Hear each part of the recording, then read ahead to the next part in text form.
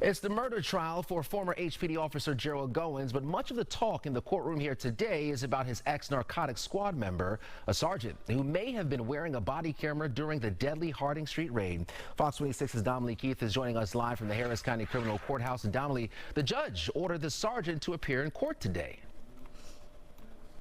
Yeah, she certainly did, as Judge Veronica Nelson tries to figure out if former HPD narcotics sergeant Clemente Reyna recorded that 2019 deadly no-knock warrant on Harding Street. She told him to come to the courtroom today. He did, but she still doesn't know if he was wearing a body cam that deadly day. I'm surprised that they would ask a question that they knew he did not have personal knowledge of. He didn't see a camera. He couldn't describe a camera, but yet he's talking about it because he heard it. The question ex-HPD Squad 15 narcotics sergeant Clemente Reyna's attorney Lisa Andrews is referring to is when prosecutor Tanisha Manning asked former HPD officer Stephen Bryant while he was on the stand if he or any member of Squad 15 wore a body camera during the deadly 2019 Harding Street raid that left homeowners Regina Nicholas and Dennis Tuttle shot to death. 4 officers were also shot and survived. Bryant said Reyna may have been wearing a personal non-HPD issued body cam, but when Reyna was called to court outside the presence of the jury, his attorney said he would only answer if granted immunity. Why not just say yes or no, the video exists or it doesn't?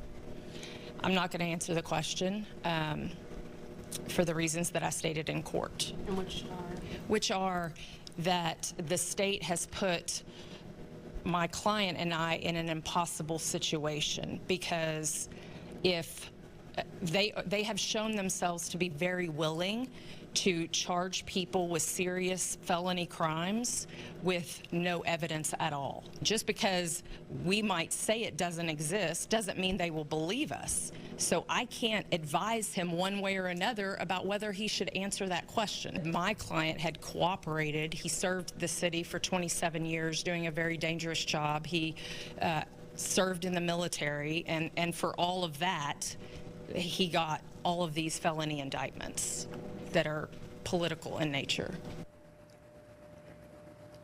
Now, crime scene photos of bullet holes covering that Harding Street home from the family room to the kitchen were shown in court today. One family member left the courtroom. Now, also, police officers' blood-soaked gear and equipment was shown in photos littering the lawn. Now, Goins is accused of lying to secure a narcotics warrant of that home. Now, a small amount of cocaine and marijuana were found at the Harding Street home, which investigators say likely proves that the couple were not drug dealers.